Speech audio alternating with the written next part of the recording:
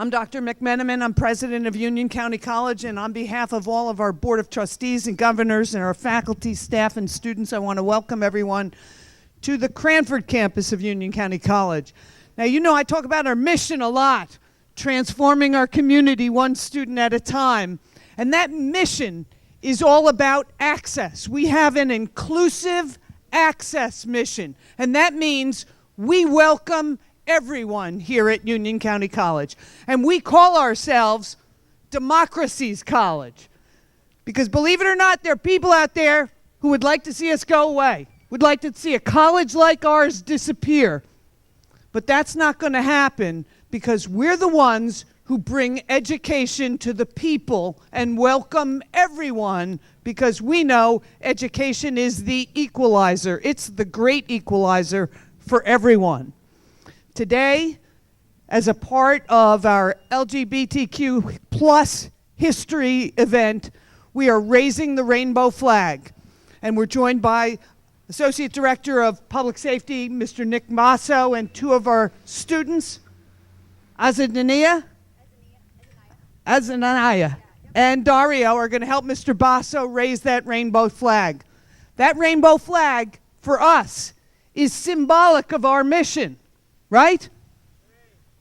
We don't care what color you are, any color of the rainbow.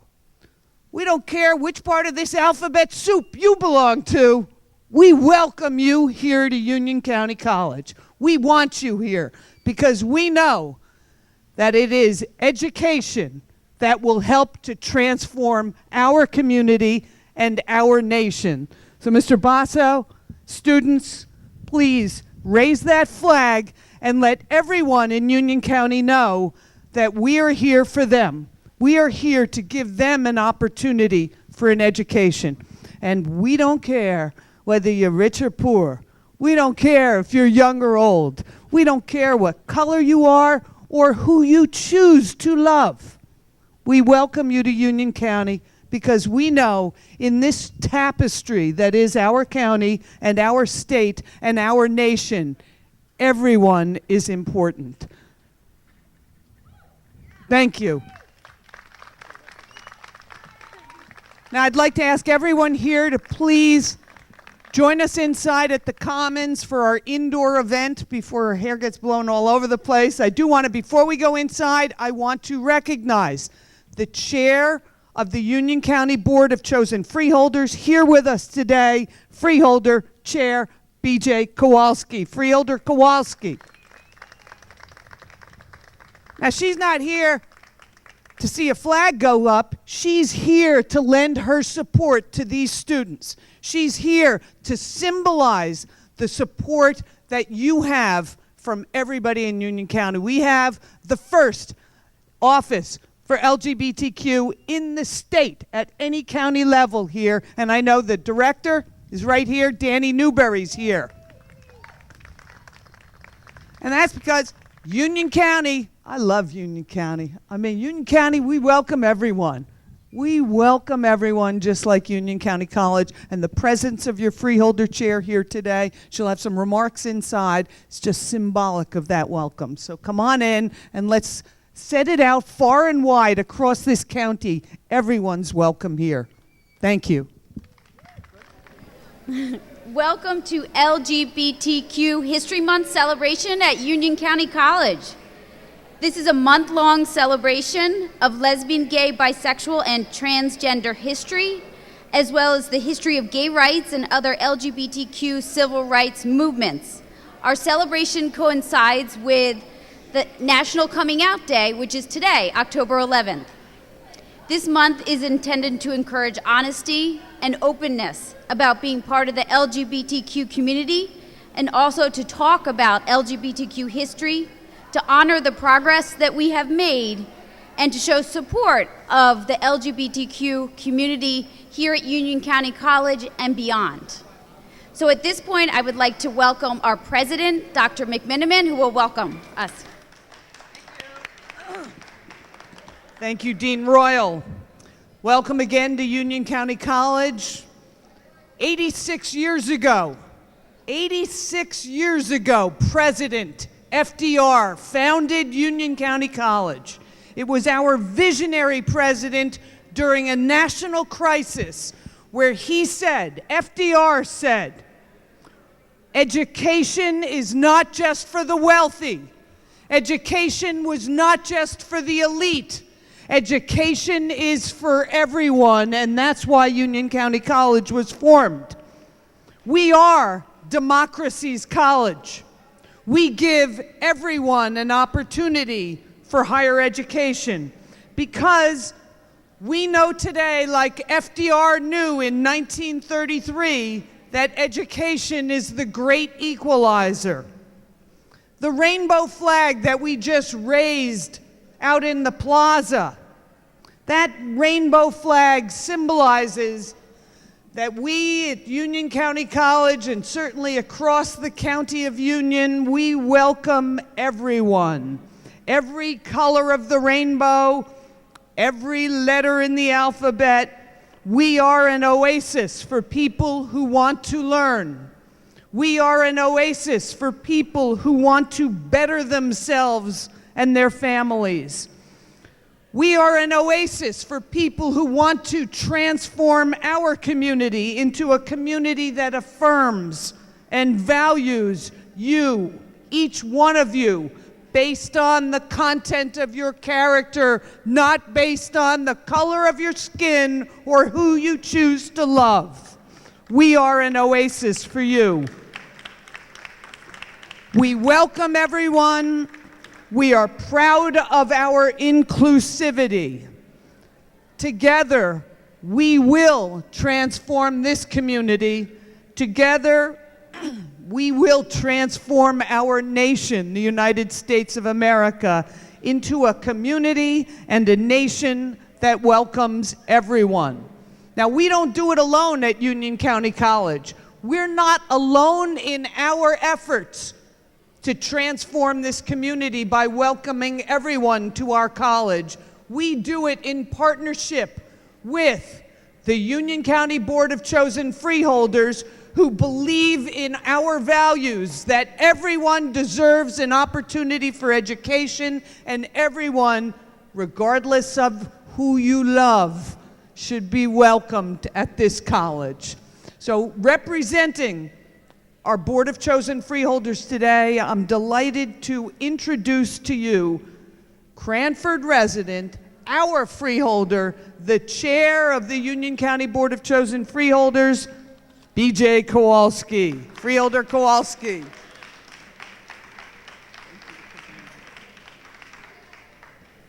Thank you, Dr. McMenamin. And it is a pleasure indeed to be here at Union County College. As we all know, the best community college in New Jersey, a place of inclusion, as Dr. McMenamin said, a place where all are welcome. And Union County believes in working with Union County College to make sure that there are educational opportunities for everyone who wants them here.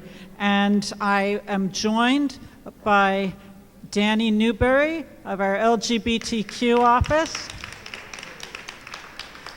and Jen Erdos of our Office on Women, and of course, my colleague, Rebecca Williams, freeholder, who we'll hear from very shortly. And of course, thanks to Dr. McMenamin and Dean of Students Peterson, Dr. Brewer, Dean Hargrove, all of the faculty here who make this such a great place for students.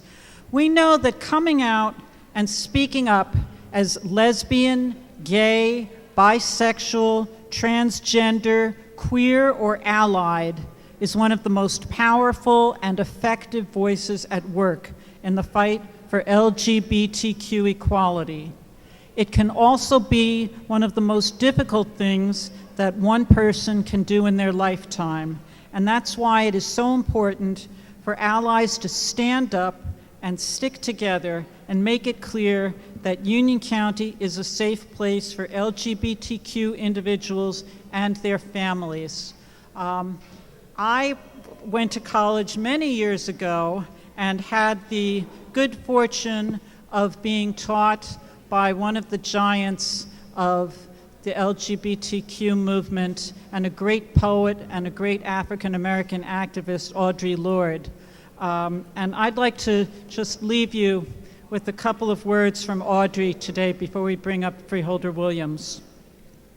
Audre said back in 1982, "We know what it is to be lied to, and we know how important it is not to lie to ourselves.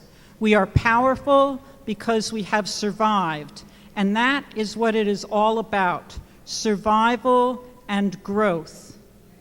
We have the power those who came before us have given us to move beyond the place where they were standing. We have the trees and water and sun and our children. We are making the future as well as bonding to survive the enormous pressures of the present, and that is what it means to be part of history." Thank you, all of you, for joining us in history today.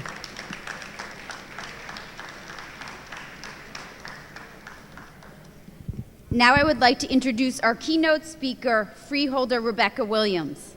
Ms. Williams focuses attention on constituent outreach, fiscal matters, and quality of life concerns. She is in the forefront of LGBTQ advocacy and is a coveted speaker on women's and LGBTQ plus empowerment. She's a staunch supporter of the college, and we are thrilled to have Freeholder Williams with us today.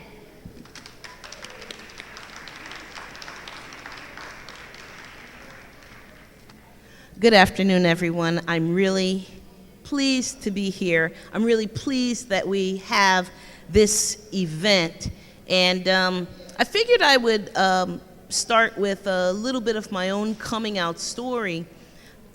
The first person I came out to was my best friend. And she insisted, "Becky, you're not," she called me Becky, "Becky, you're not gay." I said, I think I am. She said, "No, you're not." So I told her to come and meet me at this club, right, in New York City at the time. It was a lesbian club. She said, "I'm sorry, you're not gay." I said, "I want you to meet my girlfriend, Michelle." "You're not gay." She turned to her and said, "Becky's not gay. I don't know what you all are doing, but she's not gay." So Michelle said, "Come on into the club." And we went into the club and we hung out. "Becky, are you sure? Well, are you gay?" I said, "Well, look at where we are. Look at who I introduced you to." And she started to laugh because, of course, she had a number of LGBTQ friends and family. She just couldn't get it in her head that I was gay or lesbian because she'd known me for so long, and it was a sea change. And then when I came out at work, I told one person, and that person was very open to it. I worked in publishing at the time. It was right after college, and there are a lot of gay people working in publishing. So he said, "Oh, well, do you know such and such? He's gay." I don't know every gay person in the world, and there is this idea, my friend, Gay Bobby, do you know Gay Bobby? And I'm like, this is New York City. So, but part of my point is that when you tell someone, and especially I think you have an intuition of who you may tell, who would be open to it and who would not reject you out of hand. And when you tell one person and then you tell the next, it does get easier until it's just not even an issue. So I just tell you that story because I know that there are students. I'm a professor at another county college that has no name, nearby in an adjoining county, and we have a gay-straight alliance. The very first time that we put the alliance together for the students, I'm a co-advisor, we had 60 students sign up. Now that's a tremendous amount. More than half of those students were allies. We know that some of them were just not quite ready to come out themselves, but it created a safe space for them if they finally decided to come out. And I think that it's very important for young people, and especially this generation and the adults who are sitting here, that we offer that kind of safe space and support. I know you all have a safe space here, so do we, because it's not easy. It's easier, I would argue, it is easier for this generation because there is more acceptance, but we know that there are also pockets of communities and whole states and elected officials who do not believe that we are entitled to full rights and to be who we are. So that's why I wanted to tell you that. And now we'll go on to my more formal remarks.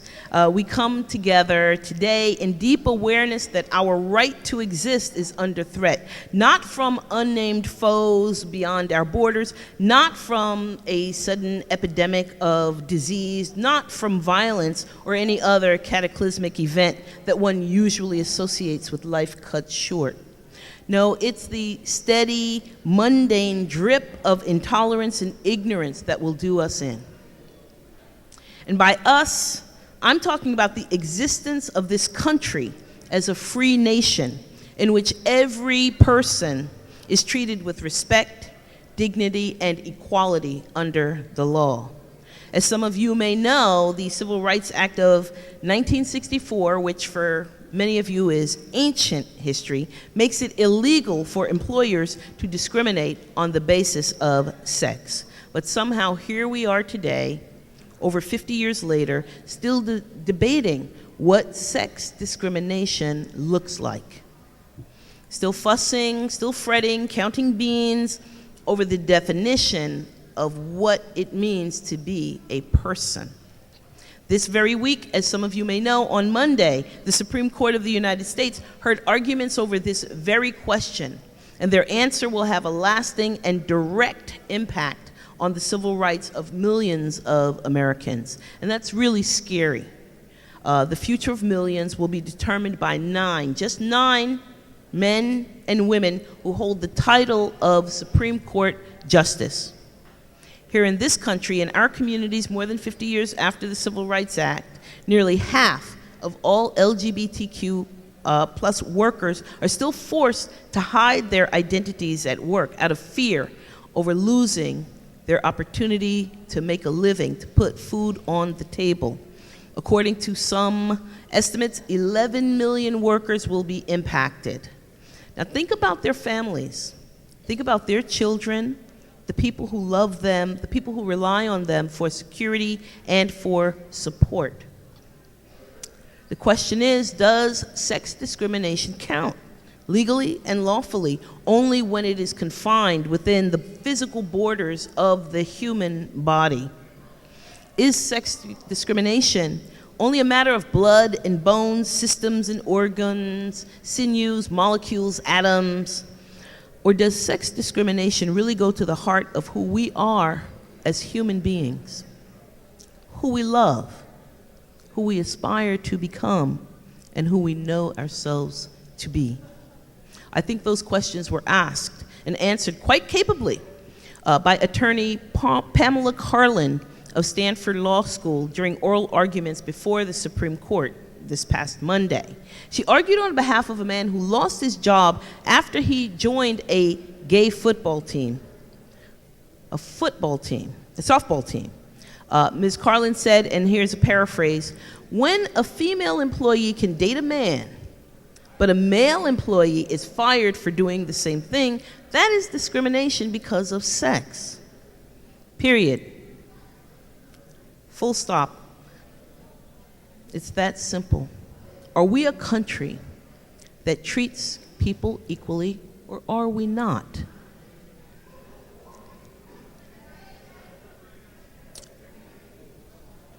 Are we that country? What kind of country are we? We know that the spirit in the air right now is hostile to many of us.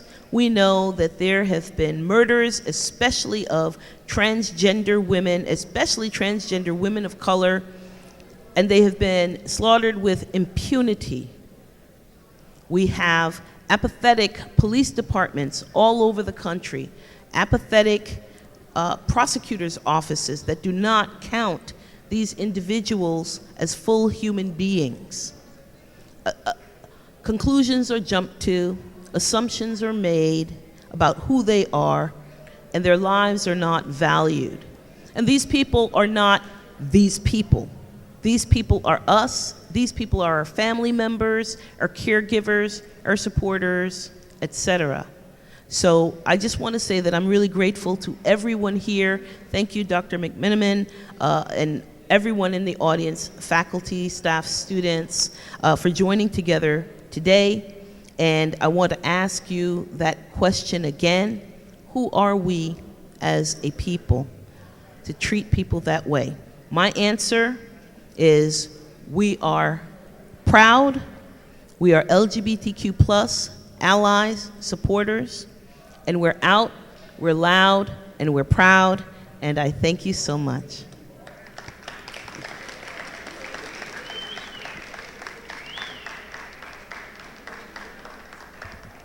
Thank you very much, Freeholder Williams. That was really terrific. In closing, I would like to highlight a few events that are going on. First, we have several advocacy tables located on the other side of the Commons, so please check them out. We have an ally poster in the back we'd love for you to sign. We have some workshops on all of our campuses titled Coming Out, Developmental Obstacles, LGBTQIA individuals' experience in their decision to disclose.